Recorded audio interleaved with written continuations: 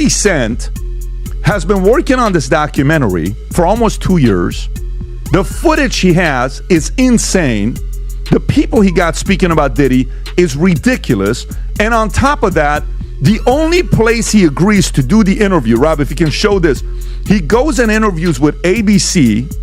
And there's an Instagram post he put up, Rob. I don't know if you have that or not. If you go on his Instagram account, he goes and does the interview about Diddy's documentary on ABC. I uncovered every secret from the last 30 years, and I have given all the proofs of who was involved with Diddy. I have presented the videotape of Diddy's parties as evidence. Now no one can save Diddy and the other celebs. Jay-Z, Beyonce, Oprah Winfrey, Kim Kardashian, all of them were Diddy's handlers.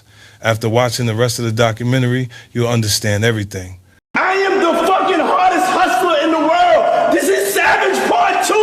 Don't tell me about shit. It's 2022 and I'm still a savage. Whatever I want, I get. Whatever I want, I fucking get. You guys don't need to worry about me getting revenge from Diddy. I've got 3 moves that make sure he'll never be able to come after me or my family. First, I personally reached out to the victims' legal teams. The real reason he's not getting out is those buried cases behind the scenes. I provided legal funding for 7 victims who had been silent for years and brought in the top criminal attorneys in the country. Second, I bought up every potential post-release business deal he had lined up. I planned this 2 years in advance, so by the time he got sentenced and still had hope of getting out, every partner had already cut ties with him. Third, I don't just have evidence, I've got backups. This is an entire minefield that's been buried for 20 years. I uncovered every secret from the last 30 years. With testimonies from the victims, we interviewed over a dozen people he tricked, threatened, or violated. You think that's harsh? No, he destroyed other people's lives for decades. I'm just making sure he spends a few extra years in prison for it. I'm not afraid of his people, not afraid of his threats. I know he's still in there fantasizing about a comeback, but the truth is, he's never coming back. Listen carefully. This is not the story you were supposed to hear. For years, 50 Cent stayed quiet while everyone else talked. He watched rumors spread. He watched names get protected. He watched stories disappear. And now, in his new Netflix documentary, that silence is breaking. Not with accusations, not with headlines, but with details that were never meant to leave the room. Secret meetings, closed-door parties, late-night gatherings far from public view. According to 50 Cent, Sean Diddy Combs wasn't just hosting events. He was controlling environments. Private rooms, restricted access, familiar faces only, no cameras, no phones, no records. Moments that existed only for the people inside. Then come the whispers, secret relationships, young faces that raised quiet concerns, connections that were never acknowledged publicly, but were understood privately. 50 Cent doesn't shout these things. He doesn't need to, because what makes this documentary unsettling isn't what's said, it's how long people stayed silent. This is part 2 of a story that started back on December 2nd, 2025, when 50 Cent released the first documentary. 4 parts that raised questions but left many unanswered. Now he's back, and this time the focus isn't just history, it's patterns. Patterns of power, patterns of access, patterns of silence. Before we go any deeper, make sure you like this video, subscribe to the channel, and hit the bell icon so you never miss an update. Because what you're about to hear only makes sense if you understand how long it was hidden. This isn't gossip. This isn't rumor. And this is what happens when silence starts to crack, and the people who controlled the rooms no longer control the story. Let's begin. The documentary opens by returning to something 50 Cent hinted at long before this moment. Meetings that never appeared on calendars. Not industry mixers, not award after parties, not public events with guest lists and press passes. According to 50 Cent, these were gatherings held far from public view, allegedly hosted by Sean Diddy Combs, where privacy wasn't just preferred, it was enforced. Private rooms, private timing, and attendees chosen with precision. The documentary suggests these weren't places where people stumbled in by accident. Access was controlled. Entry was restricted. Only familiar faces allowed. No outsiders, no plus ones, no explanations. 50 Cent describes conversations that never left those rooms. Discussions with no witnesses, no recordings, and no paper trail. moments designed to exist briefly and then disappear. Closed-door parties, locked environments, an understanding that whatever happened inside would never be spoken about publicly. Phones weren't welcome, records weren't kept, and documentation, according to the documentary, was intentionally avoided.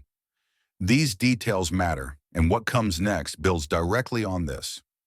Back inside the narrative, 50 Cent's new Netflix documentary frames these gatherings as more than just private events. They're described as environments built around control, of access, of information, and of silence. Familiar faces appeared repeatedly, the same inner circle, people who were always present, yet rarely mentioned. According to 50 Cent, these meetings weren't meant to be remembered by the public. They were designed to stay undocumented. No headlines, no timelines, no accountability, just rooms where influence moved quietly, conversations ended without echoes, and the outside world never knew what took place inside. And as the documentary makes clear, these meetings weren't isolated. They were part of a larger pattern, one that only becomes visible when you start asking why so many moments were never meant to be seen at all. This is where the story begins. When the lights went out and the public image faded, a different world began. In 50 Cent's account, the documentary shifts into the hours most people never saw. Late-night parties that existed outside normal visibility. Not celebrity events, not industry functions, but after-hours gatherings where the rules quietly changed. These weren't nights meant for publicity. There was no press, no cameras, no official acknowledgement that they ever happened. According to the documentary, these parties took place after the public had gone home, when attention dropped and accountability loosened.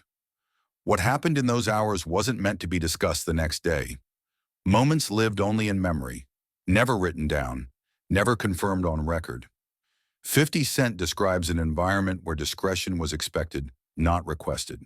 People knew why they were there, and more importantly, what not to talk about afterward.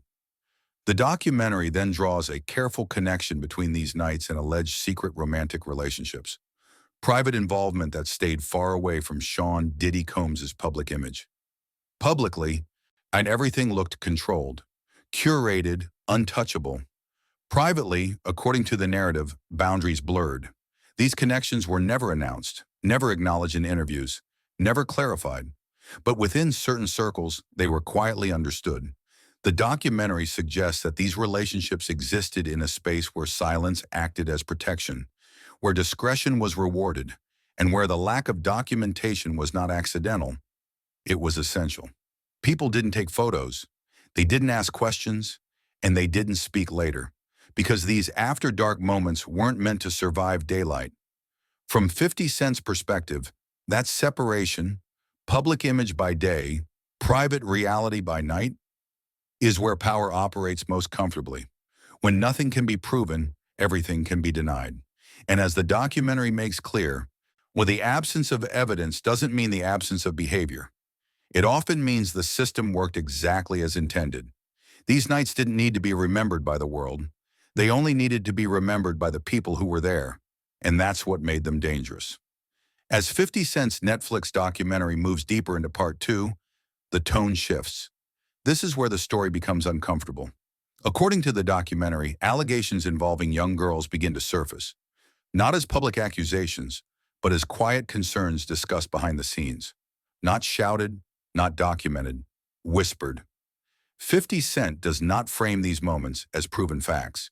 Instead, he presents them as patterns people notice but rarely challenge. The documentary describes the presence of very young individuals at certain private gatherings, appearances that, according to insiders, raised serious questions at the time. Questions that never made it into headlines. Questions that were never asked publicly. There were no official statements, no press conferences, no denials to respond to, because nothing was ever formally said. Only whispers. Whispers passed between people who felt uneasy but unsure of how far they could go. People who understood the power dynamics involved. People who knew that speaking openly came with consequences. Part 2 of the documentary also touches on alleged relationships with men, another subject the film treats cautiously but deliberately. The focus isn't on identity itself, but on secrecy.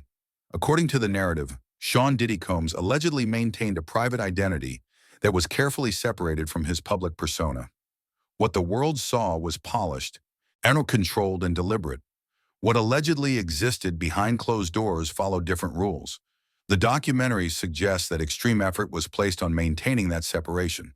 Different spaces, different people, different silence. Nothing overlapped, nothing leaked. 50 Cent frames this secrecy not as coincidence, but as structure. A system where silence wasn't optional, it was expected. Where uncomfortable observations were dismissed as misunderstandings, and where the absence of proof became the strongest shield. What made these allegations especially unsettling wasn't how loud they were. It was how quietly they lived. No public reckoning, no clear answers. Just a growing sense among some insiders that certain lines may have been crossed and then quietly erased. The documentary doesn't tell the audience what to believe. It simply lays out what people noticed and how little of it was ever allowed to surface. Because sometimes the most disturbing stories aren't the ones shouted from rooftops. They're the ones everyone heard, but no one dared to repeat. As the documentary continues, 50 Cent turns the focus towards something even more tightly controlled: access. According to 50 Cent, Sean Diddy Combs allegedly maintained secret relationships with celebrities that were never meant to be seen together in public. Powerful names, recognizable faces, people whose proximity alone could change narratives. Publicly, there was distance, separate appearances, carefully managed optics. Privately, the documentary suggests familiarity told a different story. These were not random overlaps. They were deliberate movements. Powerful figures meeting quietly, away from cameras, away from press, away from questions. Appearances were controlled with precision. Who arrived first, who left last, who was never photographed standing too close. According to the film, nothing about these encounters was accidental. The documentary then introduces allegations of adult misconduct, claims it treats cautiously but firmly.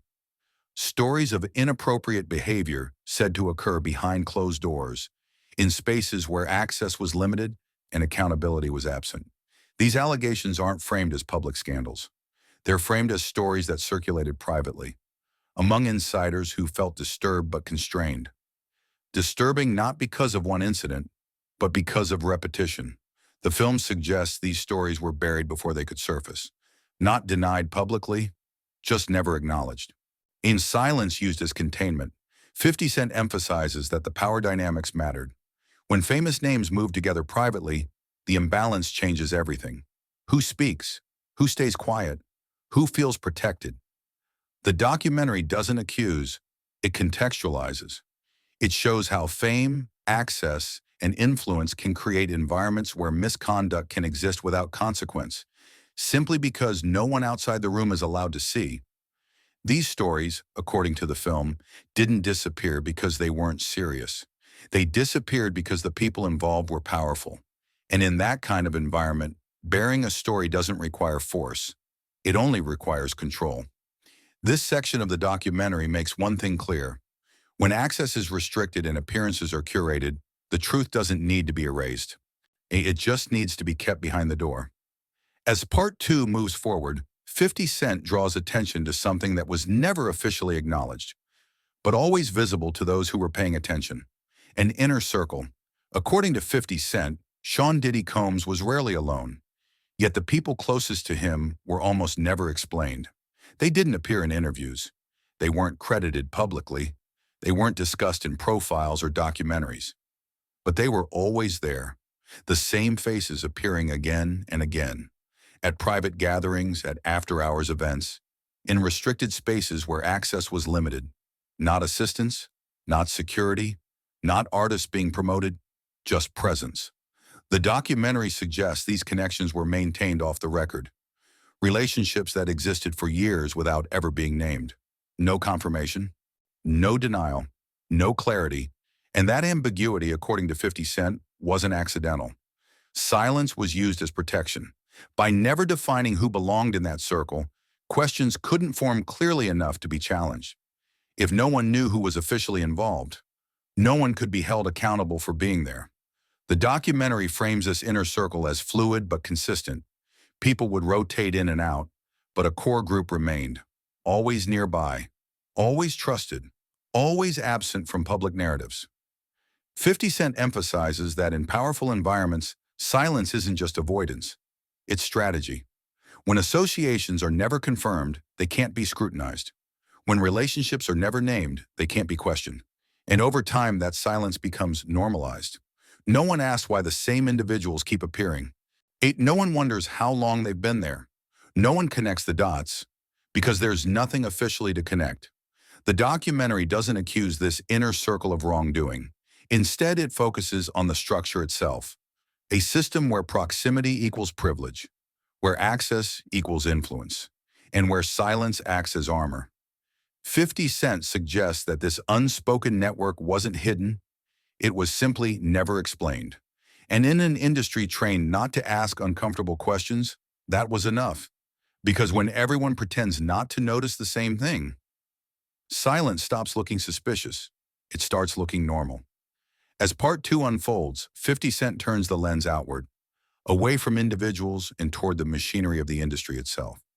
According to 50 Cent's new Netflix documentary, what the public saw on the surface rarely matched what was happening behind the scenes. Artists appeared divided. Labels looked competitive. Executives seemed distant. But privately, the documentary suggests alliances formed quietly. Behind-the-scenes coordination inside the music industry is described as subtle but persistent. Phone calls that never became emails. Conversations that never reached meetings. Understandings that didn't need to be written down. Publicly, there was separation. Different labels, different camps, different narratives. Privately, there was alignment. The documentary frames these relationships as strategic, not friendships, not rivalries, but mutual interests protected through silence. When controversy surfaced, it didn't always get addressed. It got absorbed. According to 50 Cent, silence functioned as a form of protection. If no one spoke, no one had to answer. If no one confirmed, no one could be challenged. This is where unverified accusations come into focus. The film doesn't present them as new. In fact, it emphasizes the opposite. These claims never disappeared. They lingered in the background, discussed quietly, referenced indirectly, and then pushed aside. Not resolved, not disproven, just left hanging. Part 1 of the documentary raised questions that were never fully addressed. Names that came up but weren't explored. Connections that felt incomplete. Now in Part 2, 50 Cent revisits those gaps, not to sensationalize them, but to highlight how long they've existed without resolution. The documentary suggests that when alliances run deep enough, truth doesn't need to be confronted. It only needs to be managed. And management in this context means delay, deflection, silence. 50 Cent doesn't claim to expose a single conspiracy. He exposes a pattern, one where public narratives move forward while private alignments stay intact. Because in an industry built on relationships, breaking silence can be more dangerous than breaking rules. And as Part 2 makes clear, the most powerful alliances are often the ones hiding in plain sight, visible enough to be sensed, but protected enough to never be named. As the documentary moves further into Part 2, 50 Cent shifts the focus to something far less visible. Power inside private spaces. Not stages, not red carpets, not interviews, private rooms. According to the documentary, there were unconfirmed associations tied to Sean Diddy Combs that never existed on paper, but were very real behind closed doors. Bonds that were never acknowledged publicly, yet carefully preserved in private. These relationships didn't appear in interviews. They weren't mentioned in profiles. They were erased from official narratives. And that erasure, the documentary suggests, was intentional. Inside these private spaces, power worked differently. Who entered wasn't random. Who stayed wasn't accidental. Access itself became a form of currency. The film describes environments where influence controlled everything. Who was allowed in the room, who was kept outside, and who was never supposed to know the room existed at all. No invitations, no announcements, just quiet decisions made by the same people again and again. According to 50 Cent's framing, these private settings weren't just social spaces, they were control points. places where hierarchies were reinforced without words, where proximity meant favor and distance meant exclusion. The documentary also raises concerns that insiders allegedly whispered about but never confronted publicly. Significant age gaps within certain private associations. Not accusations presented loudly, concerns raised quietly, raised in passing, raised in discomfort, raised and then dropped. The issue wasn't only age, it was imbalance. Who had power, who had access, and who didn't have the ability to question either. 50 Cent doesn't claim these associations were all the same, or that every private space held wrongdoing. Instead, he points to the pattern. Relationships protected by privacy, questions dissolved by silence, mantra and narratives carefully edited to remove anything that didn't fit. When relationships are never acknowledged, they can't be examined. When access is controlled, accountability disappears. And in these private spaces, according to the documentary, influence didn't need to be declared. It was felt. This section doesn't end with answers. It ends with tension. Because once power moves out of public view, it stops being shared and starts being guarded. And for those on the outside looking in, the most alarming part wasn't what was proven. It was what could never be asked. As the documentary reaches its closing chapter, 50 Cent pulls back and addresses the part of the story that was never meant to surface. Not facts shouted out loud, but exploitation rumors, industry whispers, concerns that lived quietly for years. According to 50 Cent, these weren't sudden accusations that appeared overnight. They were long-standing worries, especially around vulnerable individuals. Discussed privately, acknowledged subtly, and then buried. Not because people didn't notice, but because speaking came with risk. The documentary emphasizes that what makes these rumors unsettling isn't a single moment or one allegation. It's repetition, patterns repeating over years, similar stories, similar environments, similar silence. Not isolated incidents, but echoes. 50 Cent frames this as a system problem, not just a personal one. A system built on silence, where reputation outweighed accountability and access mattered more than protection. For decades, this system worked. Stories stayed hidden, concerns stayed quiet, questions stayed unasked. But now, according to the documentary, when that silence is under pressure, time has passed, power has shifted, and what once felt untouchable is finally being questioned. Not proven, not resolved, but questioned. The film doesn't claim to deliver final answers. Instead, it challenges the audience to reconsider how much silence has shaped what we believe. Because silence doesn't just hide behavior, it protects structures. And when that silence begins to crack, it doesn't only expose individuals, it exposes the system that kept them safe. The documentary ends by leaving viewers with a single thought, one that lingers long after the screen goes dark. When silence breaks, who does it protect? And who does it expose? That question isn't aimed at one person, it's aimed at an industry. And according to 50 Cent, once people start asking it out loud, the story is no longer easy to control. The silence may have lasted for decades, but it was never meant to last forever.